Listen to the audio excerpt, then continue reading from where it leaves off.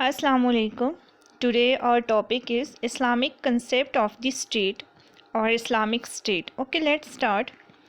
Islamic conception of state is different from its modern conception. Sovereignty belongs to Allah. We have first heading sovereignty belongs to Allah. Sovereignty means, what is meant by sovereignty? Yes, sovereignty means supreme power of the state. According to Islamic view, the state does not possess sovereignty. Sovereignty in Islam belongs to Almighty Allah, who is the supreme, omnipotent Lord of the whole universe.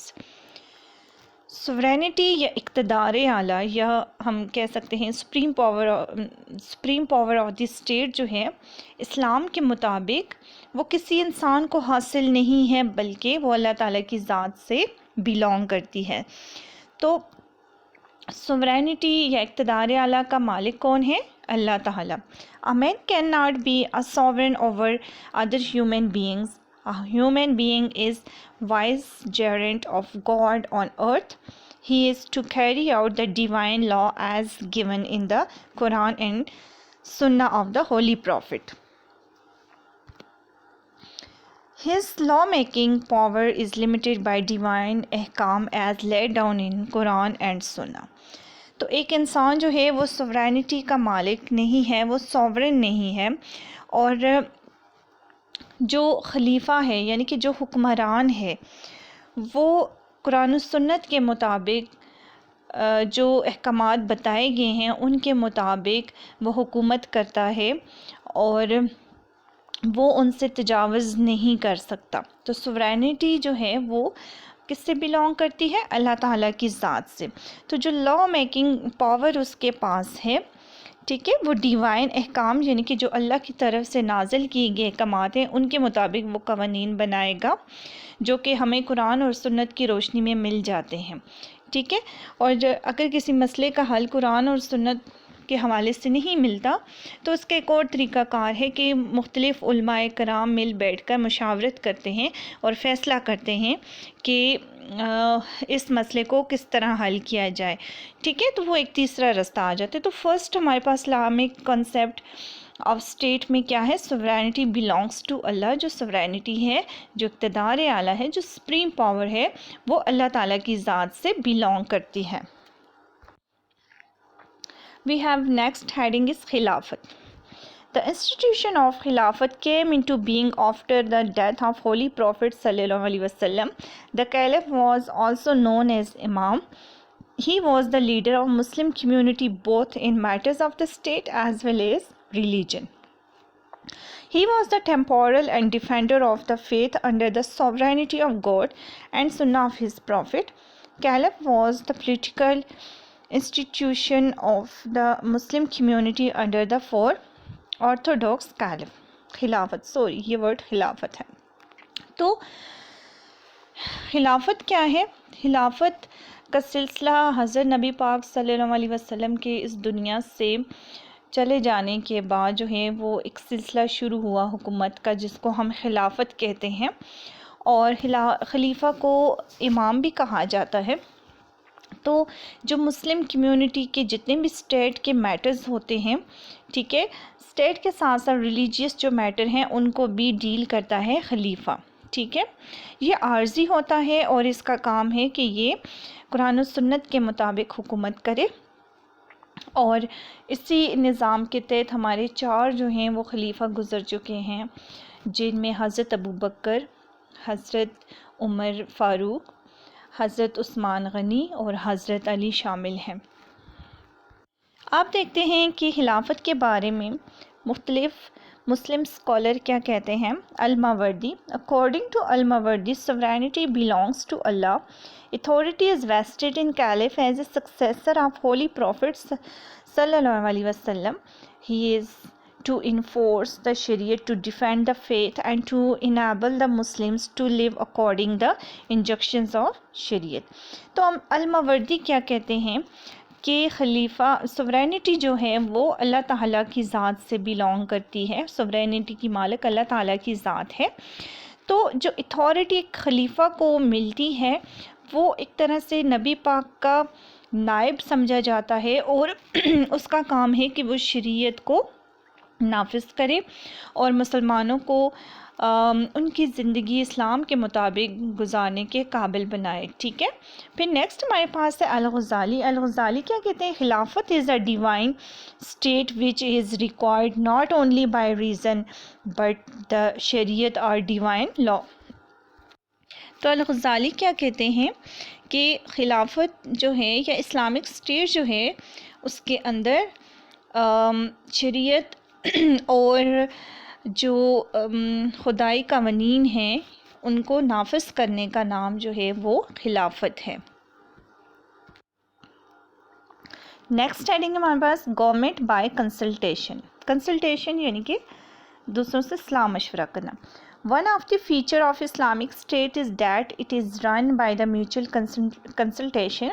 The Holy Quran lays emphasis on the consultation. The Holy Prophet sallallahu alaihi wasallam consulted his companion. تو next ہمارے پاس جو unique feature ہے Islamic state کا وہ ہے consultation, کہ ہمیں قرآن بھی باہمی مشورے کی ہدایت کرتا ہے کہ اپنے معاملات کو مشورے کے ساتھ طے کیا کریں. تو جو ہمارے پیارے محمد صلی اللہ علیہ وسلم ہیں، ہمارے جو لاسٹ پروفٹ تھے، تو وہ بھی ہر معاملے میں اپنے کمپینینز، ان کے جو اصحاب کرام تھے، صحابہ کرام، ان سے وہ مشورہ کرتے تھے. تو بعض اوقات ایسا بھی ہوا کہ نبی پاک کی رائے کچھ اور ہوتی تھی، اور لیکن وہ جو صحابہ کرام کی رائے، اکثریت کی جو رائے تھی، جو زیادہ لوگ جو کہتے تھے وہ ان کی بات سن لیتے تھے. تو اسلام کے اندر حالانکہ ہمارے نبی سے زیادہ ذہین تو کوئی بھی نہیں تھا، وہ جس طرح معاملہ فہم تھے، مسائل کو سمجھتے تھے، ان کا حل جیسے وہ بتا سکتے تھے اور کوئی نہیں بتا سکتا تھا، لیکن انہوں نے پھر بھی کنسلٹیشن کو، باہمی مشورے کو اہمیت دی اور انہوں نے اصحاب کرام کی بات سن لی. ٹھیک ہے. تو اس سے ہمیں پتہ چلتا ہے کہ اسلام کے اندر کنسلٹیشن کو کتنی زیادہ اہمیت حاصل ہے. ابھی اگر ہم اپنی ماڈرن اسلامک اسٹیٹس کو دیکھ لیں تو یہ جو ہماری پارلیمنٹ ہے، یہ ایک طرح سے مجلس شورا کی ایک قسم ہے. ہم یہ کہہ سکتے ہیں کہ یہاں پہ جو مشورے ہیں، ہم اردو میں مجلس شورا ہی کہتے ہیں پارلیمنٹ کو. ٹھیک ہے. تو یہ یہاں پہ جو اسٹیٹ کے معاملات ہیں ان کو ڈسکس کیا جاتا ہے، اور جو مسائل ہیں ان کا حل پیش کیا جاتا ہے. ٹھیک ہے. تو معاملات جو ہیں وہ کنسلٹیشن سے ہی طے پاتے ہیں. نیکسٹ ہے ہمارے پاس equality. The basic doctrine of Islam is the equality of the mankind. According to Islam there is no distinction اور discrimination of man and man on the ground of race, color, language, profession or country. All are equal. تو جو ہماری Islamic state کا ایک بنیادی اصول ہے وہ ہے مساوات، ایکویلٹی. ٹھیک ہے. تو اسلام کے مطابق کسی میں کوئی ڈسکریمنیشن، کوئی امتیاز نہیں ہے، نہ تو کسی آدمی کو دوسرے آدمی پر، نہ اس کی ریس، اس کی نسل، اس کی کلر یعنی کہ گورا ہے یا کالا ہے یا کون سی لینگویج بولتا ہے، یا پروفیشن کے لحاظ سے کسی کو کسی پر کوئی فوقیت حاصل نہیں ہے. تو اسلام کے مطابق تمام برابر ہیں سوائے تقوی کے. تقوی یعنی کہ جو پرہیزگار لوگ ہیں ان کو تو سوسائٹی میں کہنے کی ضرورت ہی نہیں ہے، ان کا ایک اپنا ہی اعلیٰ مقام ہوتا ہے، سب ان کی رسپیکٹ کرتے ہیں.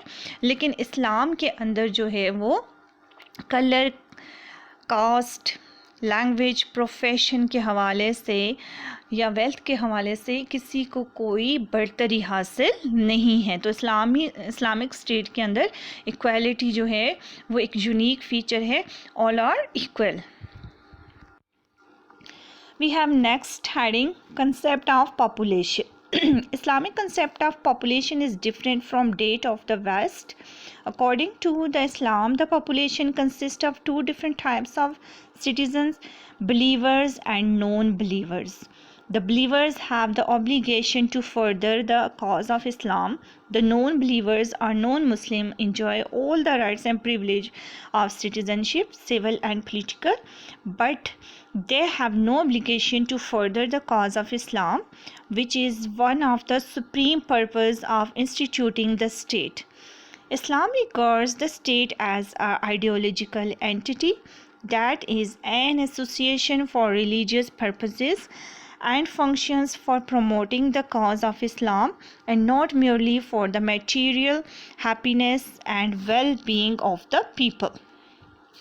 तो कंसेप्ट ऑफ पॉपुलेशन क्या है इस्लाम के अंदर या एक इस्लामिक स्टेट के अंदर? यहाँ पे believers and non believers mean यानी कि नॉन मुस्लिम। हम कहते हैं कि एक इस्लामिक स्टेट के अंदर दो तरह की पॉपुलेशन है, एक मुसलमान और दूसरे non Muslim and non Muslim, ठीक है। तो जो मुस्लिम हैं उनको ये हदायत की जाती है कि वो इस्लाम के मुताबिक अपनी ज़िंदगी गुजारें, ठीक है। अपने मज़हब के उन पर कुछ फ़राइज़ हैं, उसके मुताबिक उनको ज़िंदगी गुजारने का हक़ हासिल है। और दूसरी तरफ जो है, जो नॉन बिलीवर्स हैं, जो नॉन मुस्लिम हैं, तो उनको भी एज ए सिटीज़न तमाम जितने भी पॉलिटिकल या सिविल जो प्रिविलेज हैं, जो राइट्स हैं, उनको हासिल हैं। लेकिन इस्लामी कवानीन को बजा लाना या इस्लामी तालीमात को बजा लाना उन पे फ़र्ज़ नहीं है, ठीक है। तो इस्लाम जो है वो हमें एक आइडियोलॉजिकल नज़रियाती रियासत का तस्वर देता है, ठीक है। तो इस्लाम के अंदर सिर्फ ये नहीं है कि आप मटेरियल यानी कि मादी तौर पे आप हैप्पीनेस हासिल करें, यानी कि आप ज़्यादा वेल्दी हो जाएं, आपके पास ज़्यादा माल दौलत हो, आप ज़्यादा डेवलपमेंट हो, ठीक है। ये सब चीज़ें तो हैं, ये तो ज़रूरी है। जायज़ तरीके से अगर आप ज़्यादा प्रॉपर्टी बना सकते हो तो वो आप बना सकते हो, आपको इस्लाम ने इसका राइट दिया है। लेकिन उसके साथ साथ मादी के साथ साथ आपकी रूहानी तरबियत भी होनी चाहिए। इस्लामी अहकामात के मुताबिक आपको ज़िंदगी गुजारनी है, ये आप पे फ़र्ज़ है जो इस्लामिक स्टेट के अंदर बिलीवर्स हैं, यानी कि जो मुस्लिम हैं, ठीक है। तो इस्लामी अहकामात के मुताबिक और इस्लामी दायरा कार के अंदर रहते हुए ज़िंदगी गुजारना और तमाम इस्लाम के अहकामात को बजा लाना उन पर फ़र्ज़ है, ठीक है। So next feature is Islamic state is not a nation. जी, क्या मतलब है कि इस्लामी रियासत जो है वो एक कौम नहीं है। Islamic state is not a nation based on community of race, language, colour और कल्चर। इस पॉइंट में हमें क्या कहते हैं कि इस्लामिक स्टेट के अंदर हम एक कौम किसी कम्युनिटी या रेस, एक कौम जो है वो किसी रेस, लैंग्वेज या कलर या कल्चर की बुनियाद पर नहीं कहलाते। ये नहीं है कि आप ये लैंग्वेज बोलने वाले लोग एक कौम हैं, ठीक है, गंदमी रंगत रखने वाले लोग एक कौम हैं, या गोरे एक कौम हैं, या जो थोड़े सांवले हैं वो एक कौम हैं, या जिन लोगों का कल्चर एक जैसा है वो एक कौम है। नो, इस्लाम हमें ये कंसेप्ट नहीं देता, ठीक है। It is community of faith and it's M is to spread Islam in the world. In other words, the state in Islam is a socio-religious organization and not a socio-economic association. यहाँ पे वही बात की जा रही है जो थोड़ा टाइम पहले मैंने आपको समझाई थी। इस्लाम जो है वो ईमान यानी कि इस चीज़ पे बिलीव करता है कि स्टेट के अंदर जो है वो जो मुस्लिम्स हैं और जो नॉन मुस्लिम्स हैं तो वो मिलकर नेशन बनाते हैं, ठीक है, जो मुस्लिम हैं। तो वो सोशो रिलीजियस है, यानी कि समाजी मजहबी ज़िंदगी की एक की तलकीन करता है, ना कि समाजी मौशी निज़ाम या एसोसिएशन की बात नहीं करता, ठीक है। It is not a state ruled by the priest under the priestly laws. It is a community of common believers who are its ruler and the rule. Consultation among all the citizens in the business of the state. It condemns monarchy. It upholds democracy, but for religious aim and ideas. Secondly, citizenship in Islam is not based on race, color and nationality. It is based on piety and submission to the will of the God. अब क्या है کہ اسلامی ریاست یہ نہیں ہے یعنی کہ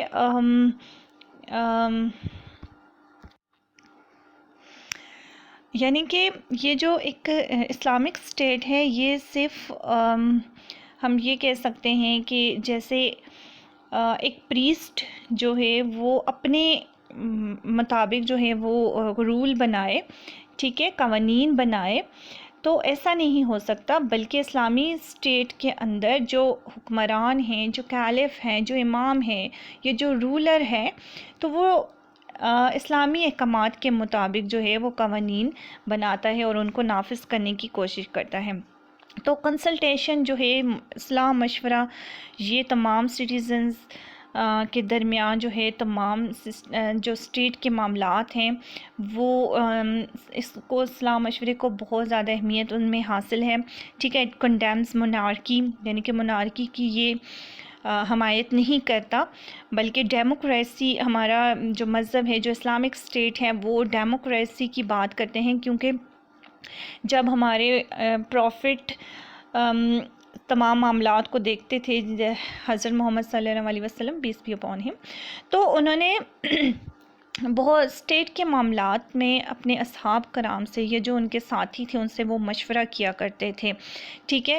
تو ابھی میں نے تھوڑا ٹائم پہلے بتایا کہ بعض اوقات جو ہے وہ ان کی رائے جو ہے وہ اصحاب سے مختلف ہوتی تھی، لیکن وہ اکثریت کی رائے پر عمل کرتے تھے، ٹھیک ہے۔ تو یہ کیا ہے؟ یہ ہمیں ایک ڈیموکریسی کی علامت بتاتا ہے کہ ہمارے مذہب نے ہمیں ڈیموکریسی بتائی ہے۔ یہ نہیں ہے کہ آپ مطلق العنان بن جائیں، آپ منارک بن جائیں، آپ کہیں کہ آپ رولر ہیں تو آپ اپنی مرضی کے مطابق فیصلہ کریں گے، قوانین بنائیں گے، ایسا نہیں ہے، بلکہ اسلام نے ہمیں تمام قوانین پہلے سے بنا دی، کچھ ہمیں قرآن میں ملتے ہیں، کچھ ہمیں سنت سے ملتے ہیں، ٹھیک ہے۔ تو اگر کسی مسئلے کا حل قرآن و سنت میں نہ ملے تو اس کا طریقہ کار بھی اسلام نے ہمیں بتا دیا ہے کہ مختلف علماء کرام مل کر بیٹھیں گے، ٹھیک ہے، اور اس مسئلے کا حل تلاش کریں گے۔ بہت ایزی ٹاپک تھا اور میں نے آپ کو بہت اچھے سے سمجھانے کی کوشش کی ہے۔ اگر آپ کو میرا لیکچر پسند آیا ہے تو لائک اینڈ سبسکرائب ضرور کریں۔ Thank you.